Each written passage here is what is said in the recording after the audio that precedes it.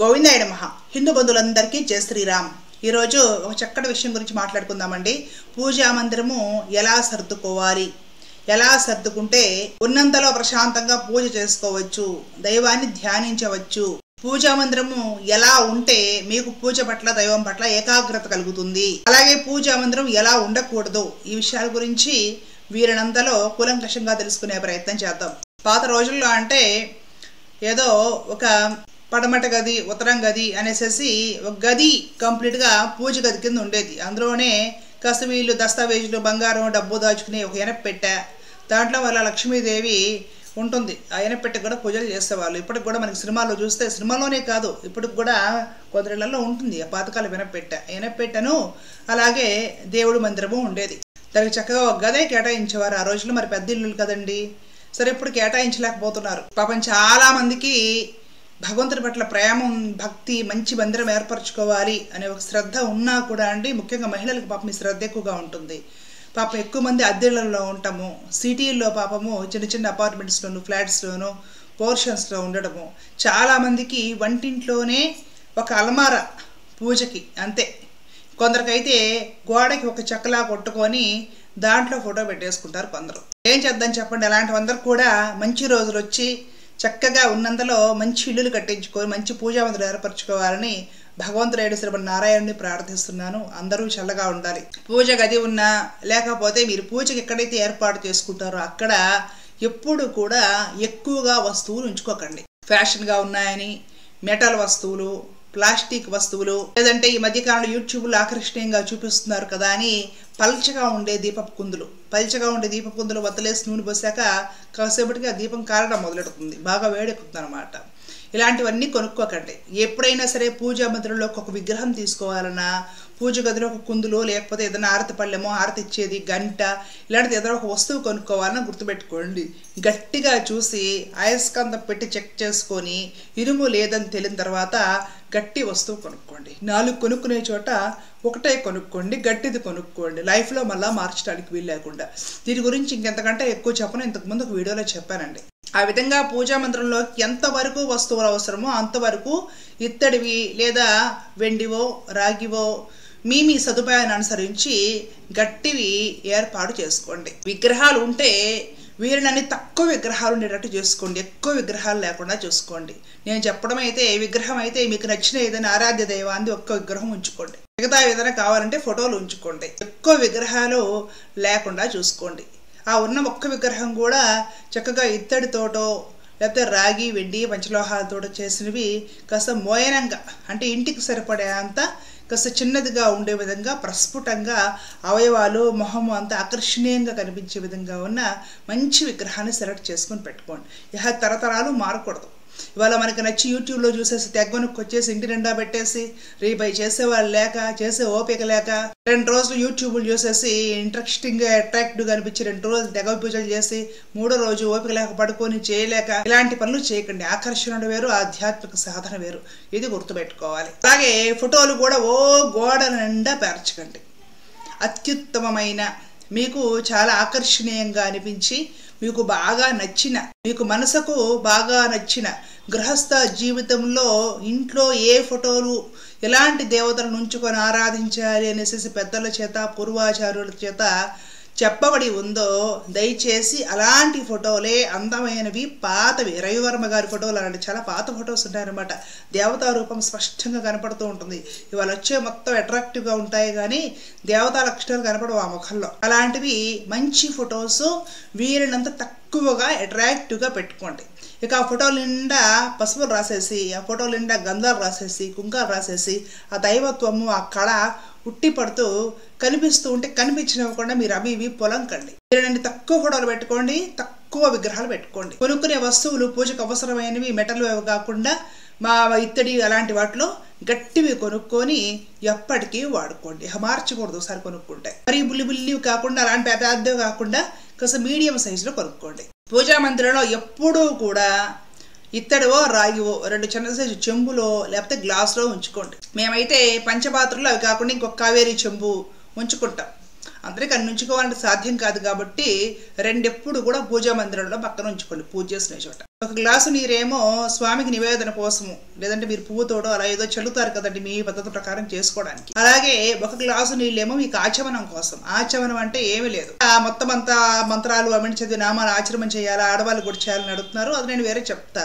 మీకు పూజా మందిరంలో కూర్చున్నప్పుడు ఏదైనా ఒక స్తోత్రమో, ఒక పాటో, ఒక పారాయణమో చేయాలనుకున్నప్పుడు దాంట్లో 3 ఉద్ధరణ నీళ్ళు, లేదంటే కాసిన ఎత్తి ఒక లోట అయినా సరే తాగండి. తాగితే గొంతు గరగర తగ్గిపోయేసేసి మీరు మధ్యలో ఆపకుండా దగ్గకుండా పారాయణం చేసినప్పుడు ఎక్కిళ్ళు రాకుండా ఉంటాయి. కాబట్టి పూజా మందిరంలో ఒక గ్లాసుడు నీళ్లు పెట్టుకోండి. ఏదైనా స్తోత్ర పారాయణం చేయాలనుకున్నప్పుడు ఒక అర గ్లాసు నీళ్లు నోట్లో పోసుకొని మొదలు పెట్టండి. అప్పుడు మీకు ఆ స్తోత్ర పారాయణము ప్రశాంతంగా సాగుతుంది. ఏదైనా చదువుకోవాలి, భగవద్గీత 4 శ్లోకాలు దేవుడి సన్నిధిలో చదువుకోవాలనుకున్నప్పుడు కూడా ఆ పాత్ర తీసుకొని అర గ్లాసుడు తాగండి. కూర్చొని చక్కగా మంచి కంఠంతో, మరీ పెద్దగా కాకుండా అలా అని గొడుగుతో కాకుండా మంచి స్వరంతో చక్కగా చదువుకోండి, స్పష్టంగా చదువుకోండి. దానివల్ల ఏమవుతుందంటే మీ నాలుకకి మంచి భాష మాట్లాడటము అలవాటు అవుతుంది. పూజా మందిరంలో పీట లేకుండా ఎప్పుడు కింద కూర్చొని పూజ చేయకూడదు. ఈ రోజుల్లో అలా అని మంచి చెక్క పీటలు చేయించుకొని వేసుకునే పరిస్థితి లేదు. ప్లాస్టిక్ పీటలో అవేమీ వేయకూడదు దేవుడి దగ్గర. కాబట్టి ఇప్పుడు మనకి నీట్గా ఎక్కడ చూసినా కూడా సూపర్ బజార్లో షాపులో అమ్ముతున్నారు అనమాట. ఇవి కార్పెట్, చిన్న సైజు కార్పెట్లు వచ్చాయి. ఆ కార్పెట్లు 1, 2 మీకు ఆసనానికి అనుకూలంగా చిన్న చిన్న కార్పెట్లు వేసుకోండి. చక్కగా పీటల బదులుగా కార్పెట్లు వేసుకోవచ్చు. మెత్తగా ఉంటాయి, సుఖంగా ఉంటాయి, హాయిగా ప్రశాంతంగా దాని మీద కూర్చోవచ్చు. దయచేసి కల్తీ గంధాలు, ఇప్పుడు గంధాల పౌడర్, గంధాల పిల్ల అమ్ముతున్నారు. అవి తీసుకొచ్చి వాటర్ వేసి కలిపేసేసి ఆ పసుపు కుంకుమ అక్షతలు అవన్నీ పెట్టుకునేది ఒకటి ఉంటుంది కదండి. అది ఏమంటారు, 4 గిన్నెలు ఉంటాయి. అందులో దాన్ని నిండా పెట్టేసేసి పసుపులు రాయటం, గంధాలు రాయటం, కుంకాలు రాయటం చేయకండి. ఏదైనా సరే పసుపు కానీ కుంకుమ కానీ ఒరిజినల్ తెచ్చుకొని కొంచెమే వాడండి. పోయక్కర్లేదు. విగ్రహాల నిండా, ఫోటోల నిండా పోయక్కర్లేదు. అసలు కొందరు విగ్రహాలు, ఫోటోలు ఉంటాయండి, అసలు మొహము కూడా చక్కగా దేవి దేవతల మొహాలు కూడా కనపడవు. మొత్తం నింపేస్తారు. గంధాలు పెట్టేసి తర్వాత బొట్లు పెట్టి దాని మీద మళ్ళీ పసుపు పెట్టి దాని మీద మళ్ళీ వంక పెట్టి ఇంకేదో పెట్టి అసలు పెట్టక్కర్లేదండి. ఆల్రెడీ ఫోటోకి ఉంటుంది. మీరు ఏదో పెట్టుకోవాలి మీ చేత్తో అని మీకు ముచ్చట ఉంటుంది కాబట్టి చిన్నది పెట్టుకోండి. తెగ పెట్టేయకండి, నింపేయకండి. మీ పరిస్థితిని బట్టి దేవుడికి అభిముఖంగా అయినా కూర్చోండి, లేదంటే కుదిరితే దేవుడికి ఒకవైపు కూర్చొని పూజించుకునే విధంగా వెసులుబాటు ఉంటే ఒక సైడ్కి అయినా కూర్చోండి. దేవుడికి కరెక్ట్గా ఎదురే కూర్చోవచ్చా అంటే సైడ్కి కూర్చునే పరిస్థితి లేనప్పుడు దేవుడికి అభిముఖంగా కూర్చొని కూడా ఆరాధించుకోవచ్చు. ఏముందంటే దైవము ఆయన మొహం మనం చూస్తాడు, మన మొహం ఆయన చూస్తూ ఉంటాము. కాబట్టి ఎటు దిక్కుని చూడాలి, ఇవి ఎక్కువ ఆలోచనలు చేయకండి. ఒక చిన్న ఫోటో పెట్టుకున్నా సరే, ఒక చిన్న గూడైనా సరే, అది ఎంత నీట్గా ఉండాలంటే కాసేపు అక్కడ కళ్ళు మూసుకొని నీవు ఏమైతే ఆ ఫోటో చూసావో పూజా మందిరంలో దీపం వెలిగించడానికి, సాంబ్రాణి గడి వెలిగించడానికి వెళ్ళి ఎవరినైతే నువ్వు చూసావో దేవుడి గూట్లో కళ్ళు మూసుకుంటే నీ ధ్యానంలో ఎన్ని కనపడగలగాలి. అట్లా అంత ప్రశాంతంగా నీకు దేవుడు గూడు కానివ్వండి, పూజా మందిరం కానివ్వండి, పూజ గది కానివ్వండి, అంత ప్రశాంతంగా అంత నీట్గా ఉండాలి. దాని నిండా వాళ్ళు ఇచ్చారని ఒక చిన్న యంత్రము, వీళ్ళు ఇచ్చారని ఇంకేదో బిళ్ళ, ఇంకొకళ్ళు ఏ ఊరో పోయి తీసుకొచ్చి ఇచ్చారని ఇంకొక చిన్నది ఏదైనా పోస్టర్లు గీస్టర్లు ఉంటాయి, రకరకాలు. వాళ్ళు ఇచ్చారని కాశీదారము, వీళ్ళు ఇచ్చారని తిరుపతిలో అమ్ముతూ ఉంటారు కాశీదారాలు. ఏదో మొత్తం తెచ్చి దేవుడి గూడల్లోనూ అవన్నీ నింపుతూ ఉంటారండి. ఎవరు ఏదైనా తిరుపతి తీసుకొచ్చామని కానీ తీసుకెళ్ళేసేస్తారు దేవుడి దగ్గర పడాయి. ఏమంటే దేవుడి దగ్గర అన్ని పడడానికి ఏదైనా డస్ట్బిన్ చెప్పండి. దేవుడి దగ్గర దేవుడి ఫోటో లేదా ప్రతిమ, ఆయన ఆరాధించడానికి కావాల్సిన వస్తు సంచయము, అవి కూడా మోయనంగా ఒక లిమిట్ ప్రకారం ఆరాధించే వాళ్ళు ఒక ఆసనం వేసుకొని పద్ధతిగా స్నానం చేసి ఉతికిన బట్ట కూర్చొని తిలక ధారణ చేసి కూర్చొని మీరు ఏం ఆరాధించుకుంటారో ఎంతసేపు ఆరాధించుకుంటారో ఆరాధించుకోండి.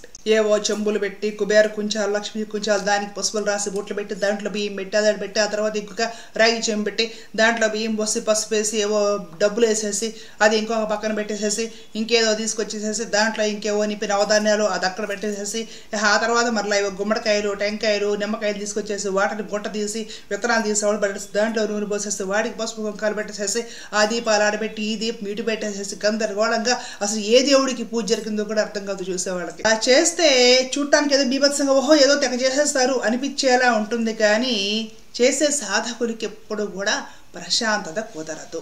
ప్రశాంతంగా 1, 2 దీపాలు పెట్టుకొని కూర్చొని భగవంతుడిని ఏదో సమరణి గడ్డీలు ఆ దీపంతో, పువ్వులతోటి, తులసితోటి ఏదో అంత నైవేద్యం ఏదైనా పెట్టి పండో ఫలమో ప్రశాంతంగా దేవుడి ముంగిట దేవుడి సన్నిధిలో కూర్చొని ఆయన కాసేపు నోరారా భజించడమో నామస్మరణ చేయడమో ఒక కీర్తనో పాటో పాడుకోవడం లేదా స్తోత్రం ఏదైనా పాడుకోవాలనుకుంటే ప్రశాంతంగా చిన్న గొంతుతో పాడుకోవడం. మరీ అరవకూడదు తారాస్థాయిలో మెమాగ్గా వచ్చని అలా అని గొణుక్కోకూడదు.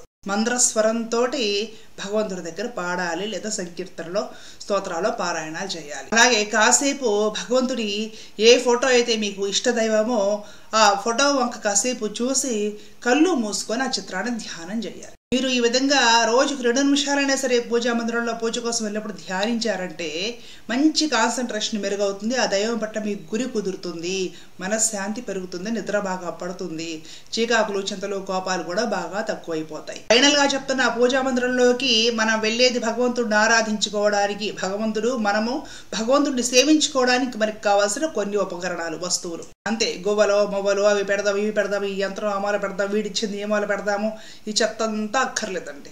చెత్త అంటుంది సత్యభామ అంటారేమో, చెత్తే అవన్నీ. భగవంతుడి దగ్గర ఎందుకు ఉపయోగపడతాయంటే దైవం నీ ముందున్నాడు, నీవు దైవం కోసం ఉన్నావు, దైవాన్ని ఆరాధించు, ప్రేమించు, హృదయం తెరిచి భగవంతుడిని ప్రార్థించు.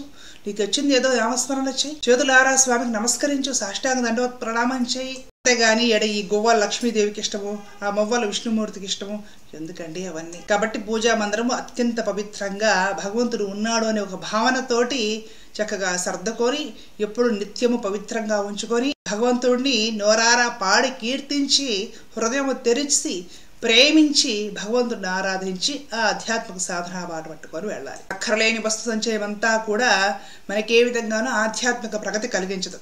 రమణ మహర్షి లాంటి మహాత్ముల దగ్గరకు వెళ్ళేసి ఈ గువ్వలు, ఆ యంత్రాలు, ఈ పోసలు, ఆ దారాలు ఇవన్నీ కూడా మేము పూజా మందిరంలో మా కష్టాలు తీరతాయని పెట్టామండి అని చెప్తే వాళ్ళు ఒక నవ్వేసి ఊరుకుంటారు. నవ్వు వెనక చాలా ఉంటుంది, అది అమాయకులకు అర్థం కాదు. ఏ రోజు అర్థమవుతుందో ఆ రోజు దైవం నీ కోసం ఉన్నాడు, నీవు దైవాన్ని ఆరాధించడానికి పుట్టావు అన్న విషయం అర్థమవుతుంది. మిగతా ఏమీ లేకుండా పోతాయి. గుర్తుంచుకోవాలండి. మీకు ఈ వీడియో చక్కగా అర్థమైందని భావిస్తున్నాను. ధర్మ రక్షిత రక్షిత. జై శ్రీరామ్. కృష్ణార్పణం.